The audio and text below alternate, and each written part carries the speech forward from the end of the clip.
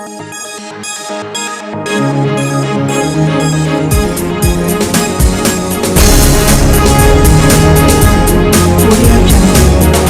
राज हमारे समक्ष आज उपस्थित हैं।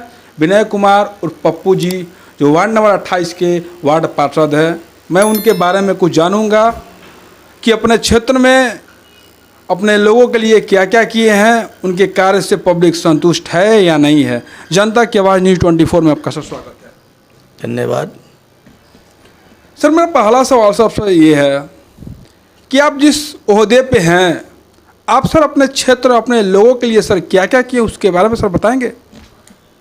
पटना नगर निगम का जो जवाबदेही है, नागरिक सुविधा उपलब्ध कराना, सफाई, स्ट्रीट लाइट जलवाना, कहीं जल जमाव की व्यवस्था समस्या ना हो, जलापूर्ति की समस्या ना हो, उस पर हमने प्रयास किया है। और लाइट लगाने में और जल जमाव को मुक्त करने में मैंने लगभग 90% समस्या से अपने वार्ड को दुरुस्त किया है। रहा बात जलापूर्ति का, तो जलापूर्ति के समस्या को भी समाधान करने के दिशा में हम प्रयत्नशील हैं। कुछ क्षेत्रों में जलापूर्ति की समस्या भी समाप्त हो गई है। वैसे हमारा जो वार्ड है वो कंप्लीट अर्बन एरिया है और बड़ा व्यवस्थित ढंग से है। और यहाँ के जो हमारे वार्ड के नागरिक हैं, जो सालिमपुरहरा या गुड़िया टोली को आप छोड़ दीजिए तो बहुत सारे लंबे चौड़े चौड़े सड़क हैं, अपार्टमेंट्स हैं, तो जलापूर्ति की बहुत समस्या नहीं है। जलापूर्ति की जो भी समस्या है वो गुड़िया टोली में और सालिमपुरहरा इलाके में होता है। तो कुछ एक एरिया में तो हमने जलापूर्ति की समस्या को भी दूर कर दिया है और कुछ एरिया में जो बचा हुआ है जलापूर्ति की समस्या, उसको दूर करने की दिशा में हम प्रयत्नशील हैं। सर ने जैसा बोला कि मैंने अपने एरिया का 90% कार्य कर चुके हैं, 10% जल जमाव से मुक्ति दिला चुके हैं जी।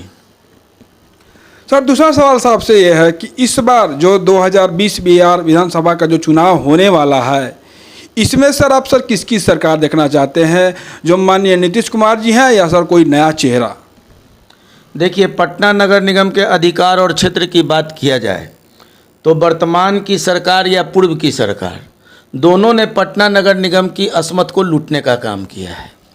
पटना नगर निगम को जिस स्वतंत्र भाव और शक्ति के साथ काम करने देना चाहिए था, जो भारत सरकार का संविधान का 74वां संविधान संशोधन है, जिसके तहत जो शक्तियां बिहार में मिलनी चाहिए थी, बिहार को मिलनी चाहिए थी, ताकि नगर निकायों को मिलनी चाहिए थी, वो नहीं मिला। चाहे वो पूर्व की सरकार हो या वर्तमान की सरकार हो, दोनों ने नगर निकाय के असमत को लूटा। तो सर्वप्रथम हम तो यही चाहेंगे कि जो लोग भी संविधान की मूल भावना के अनुरूप काम करने का आश्वासन दें, उसको हम जिताएं। तो अभी तक तो किसी ने आश्वासन नहीं दिया है। हम लोग वेट वॉच कर रहे हैं कि क्या करना चाहिए। आपको सर ऐसा नहीं लगता है कि मतलब ऐसे कोई व्यक्ति हैं जो मतलब बिहार के बारे में या बिहार वासियों के बारे में या नगर निगम के बारे में मतलब कुछ सोच सके या कुछ अच्छा कर सके। सर, जैसा पिछला कुछ अनुभव रहा है, ये काम ब्रह्मे जी कर सकते हैं, अभी वैसा कोई नज़र नहीं आ रहा है। जैसे सर अभी मुख्यमंत्री पद के लिए सर 3-4 प्रत्याशी हैं सर। पहले हैं माननीय नीतीश कुमार जी, दूसरे पे हैं सर तेजस्वी यादव, तीसरे पे हैं आपको सर ये पुष्पम प्रिया जी और चौथे नंबर पे हैं पप्पू यादव। इनमें से आप सर किसको देखना चाहेंगे, आपके सर क्या विचार। देखिए, मुख्यमंत्री का चुनाव नहीं होता है हिंदुस्तान में, न प्रधानमंत्री का चुनाव होता है। बिहार में चुनाव एमएलए का, हिंदुस्तान में एमएलए का और एमपी का चुनाव होता है। तो एमपी और एमएलए को चुन के आने दीजिए, उन लोग का अधिकार है किसको मुख्यमंत्री चुनेंगे, किसको प्रधानमंत्री चुनेंगे। ये जो लोग आज प्रोपगंडा फैलाते हैं, ये संविधान के अनुरूप है ही नहीं। हिंदुस्तान में प्रधानमंत्री का या मुख्यमंत्री का चुनाव होता ही नहीं है, एमएलए और एमपी का चुनाव होता है। और एमएलए अपना नेता चुनता है, एमपी अपना नेता चुनता है, जो प्रधानमंत्री और मुख्यमंत्री बनता है। तो पहले एमएलए लोग को चुन के आने दीजिए, कौन चुन के आता है वो लोग चुनेंगे, जिसको वो लोग चुन लेंगे हम लोग उसको मान लेंगे। सर, ऐसा होना चाहिए जिसको भी लोग एमएलए एमपी जो चुने, वो ऐसे व्यक्ति को चुना जाए कि मतलब जो बिहार के लिए कुछ करें या मतलब कुछ करने की उनमें क्षमता हो। अगर मान लीजिए जो यंग पीढ़ी के होते हैं तो उनमें सर कुछ करने या कुछ गुजरने की करने की क्षमता होती है सर, उस पर सर आपका क्या विचार है। देखिए, सबसे पहले तो यही बात होना चाहिए कि बेहतर एमएलए और एमपी का चुनाव होना चाहिए। और बेहतर एमएलए एमपी का चुनाव इसलिए नहीं हो रहा है कि लोग आज के चुनाव में किसी न किसी चेहरे को प्रधानमंत्री के रूप में रख दे रहे हैं, मुख्यमंत्री के रूप में रख दे रहे हैं कि हम फलाना को मुख्यमंत्री बनाएंगे, फलाना को हम प्रधानमंत्री बनाएंगे। जब बढ़िया आदमी को जनता चुनेगा कि हमारा एमएलए और एमपी बढ़िया हो, तो निश्चित रूप से वो भी अपना नेता बढ़िया चुनेगा। इसलिए जनता को छोड़ दीजिए, वो बेहतर उम्मीदवार को अपना चुने, वही बताएगा कौन होगा प्रधानमंत्री या कौन होगा मुख्यमंत्री। आपके नज़र में सर कोई ऐसे लगते हैं सर जो एमपी हो यही है? अब जो चुनाव होगा अभी नॉमिनेशन होने दीजिए, कोई लोग नॉमिनेशन करते हैं, उसमें जो बेहतर कैंडिडेट होगा उसका हम लोग समर्थन करेंगे। सर आपसे सर तीसरा सवाल सर ये है कि बेरोजगारी का सर मुख्य कारण क्या है सर, शिक्षा या कुछ और? बेरोजगारी का मुख्य कारण सरकार की गलत नीति है। सरकार लगातार रोजगार के विकल्प को समाप्त करते जा रही है, निजीकरण को बढ़ावा दिया जा रहा है, जिसके चलते बेरोजगारी बेतहाशा बढ़ रही है। आज अगर सरकार की यही नीति बेरोजगारी पर अगर काम करती रही तो आने वाला समय और विकराल और भयानक होगा, जो इस देश के लिए विस्फोटक स्थिति होगा। माननीय नीतीश कुमार जी ने बोला है कि बिहार में पूर्णतः रूप से दारू शराब बंद हो चुके हैं सर।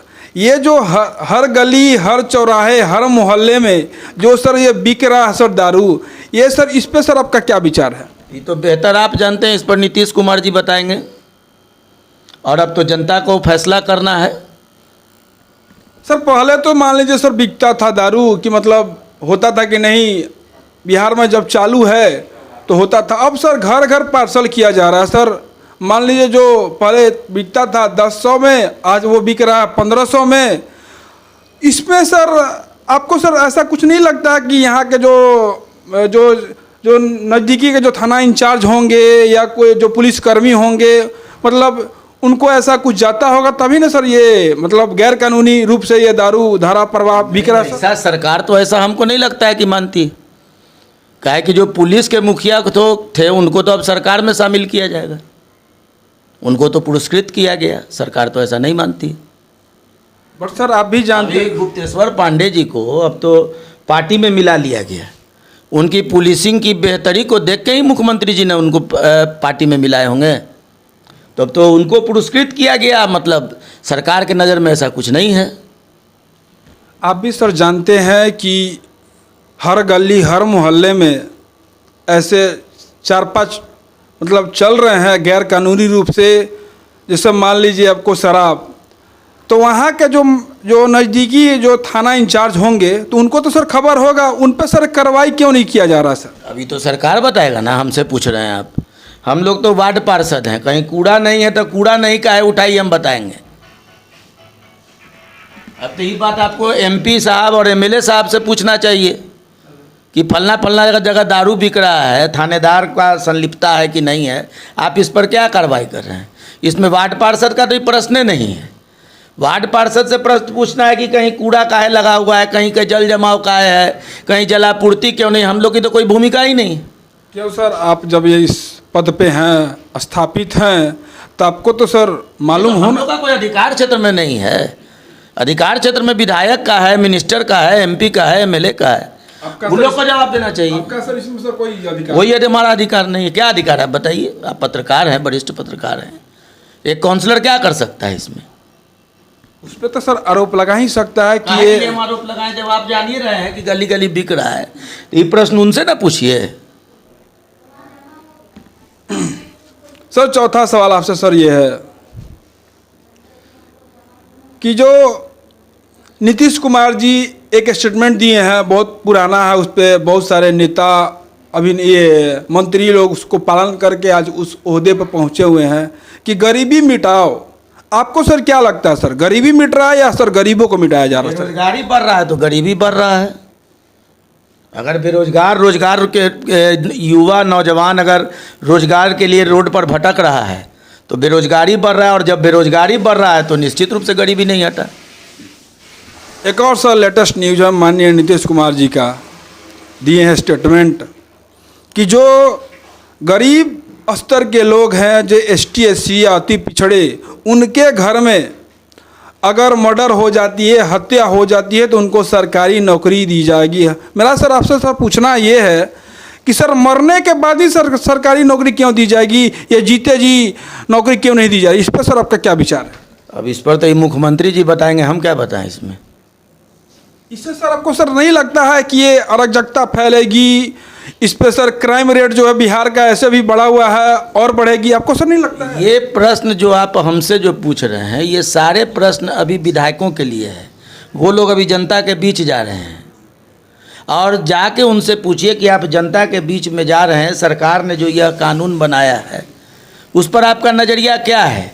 अभी 243 क्षेत्र के जो MLA हैं, उन सारे MLA से ये प्रश्न पूछिए। आप गलत जगह ही सब प्रश्न पूछ रहे हैं। सर वो तो है सर, मानते हैं आप बोल रहे हैं, आप नहीं, आपका ये नहीं बनता है हक, बट सर एक आप भी सर एक अच्छे ओहदे पे हैं सर, आपसे भी मतलब राय हम जान रहे हैं, ये पूछनी ना, राय जानना चाहते हैं कि सर आपका सर इस पर सर क्या विचार है, उसके बारे में पूछ रहे हैं। अब जो सरकार कानून बनाई है उस पर जनता अब मैंडेट देगा। 10 तारीख को ही सही है कि गलत है साबित हो जाएगा। जनता के आवाज़ में बात करने के लिए बहुत बहुत धन्यवाद सर। Thank you.